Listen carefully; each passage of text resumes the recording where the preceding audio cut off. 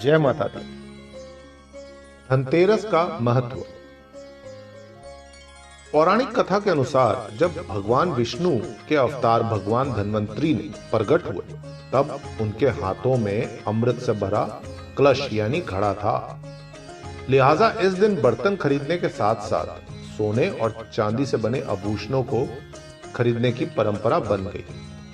मान्यता है कि धनतेरस तिथि का 13 के अंक के साथ खास कनेक्शन है, क्योंकि इस दिन खरीदी गई चीज 13 गुना ज्यादा फल देती है। ये भी कहते हैं कि इस दिन शुरू किया गया काम 13 गुना सफलता दिलाती है।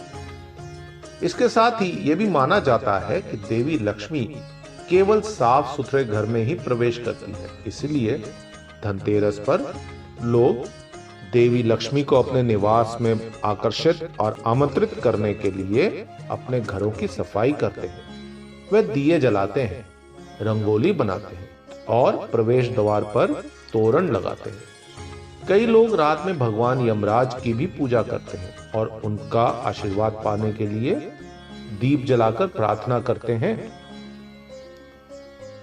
धनतेरस की पौराणिक कथा। पहली पौराणिक कथा। पौराणिक कथा के अनुसार धनतेरस का संबंध समुद्र मंथन से है, क्योंकि समुद्र मंथन से कार्तिक माह के कृष्ण पक्ष की त्रयोदशी के दिन भगवान धन्वंतरी अपने हाथों में अमृत कलश लेकर प्रकट हुए थे। मान्यताओं के अनुसार सृष्टि में चिकित्सा विज्ञान के विस्तार के लिए ही भगवान विष्णु ने धन्वंतरी का अवतार लिया था और वे देवताओं के वैद्य भी हैं। इनकी पूजा करने से आरोग्य, सुख यानी स्वास्थ्य लाभ मिलता है। जबकि इसके 2 दिन बाद लक्ष्मी जी समुद्र मंथन से निकली थी, जिस दिन दिवाली होती है। दूसरी पौराणिक कथा। दूसरी पौराणिक कथा के अनुसार धनतेरस का संबंध भगवान विष्णु के वामन अवतार से भी है, क्योंकि इस दिन देवताओं को राजा बलि के भय से मुक्ति दिलाने के लिए भगवान विष्णु ने वामन अवतार लिया था। भगवान वामन ने राजा बलि से मांगी गई 3 पग भूमि में 1 पग पूरी पृथ्वी को माप लिया और दूसरे पग में पूरा अंतरिक्ष नाप लिया।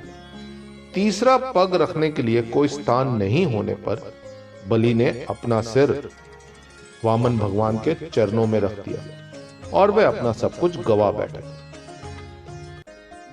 इस तरह बलि के भय से देवताओं को मुक्ति मिली और बलि ने जो धन संपत्ति देवताओं से छीन ली थी, उससे कई गुना धन संपत्ति देवताओं को मिल गया। इस कारण से भी धनतेरस मनाया जाता है।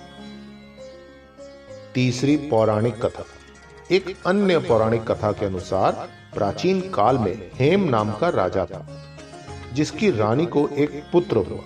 जो ज्योतिषों ने बच्चे का नक्षत्र गणना करके राजा को बताया कि जिस दिन इसकी शादी होगी उसके चौथे दिन ही उसकी मृत्यु हो जाएगी। संतान की मृत्यु के डर से राजा ने उसे यमुना तट की गुफा में ब्रह्मचारी के रूप में रखकर बड़ा किया।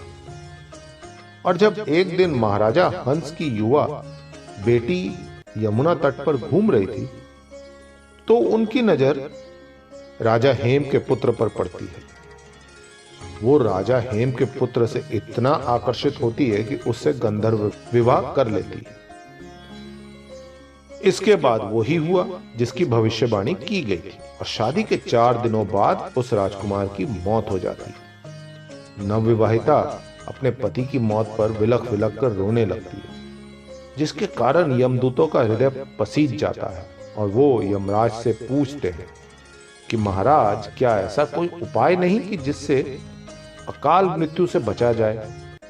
इसका जवाब देते हुए यमराज ने कहा कि अकाल मृत्यु से बचने का एक ही उपाय है कि धनतेरस के दिन उनकी पूजा करने के साथ ही विधि पूर्वक दीपदान किए जाए, जिससे अकाल मृत्यु का डर नहीं सताएगा। यही कारण है कि धनतेरस पर अकाल मृत्यु से बचने के लिए यमराज के नाम से दीपदान करने की परंपरा चली। अगर आपको यह जानकारी अच्छी लगी हो तो लाइक, शेयर और सब्सक्राइब जरूर करें और कमेंट बॉक्स में जय माता दी जरूर लिखें। जय माता दी।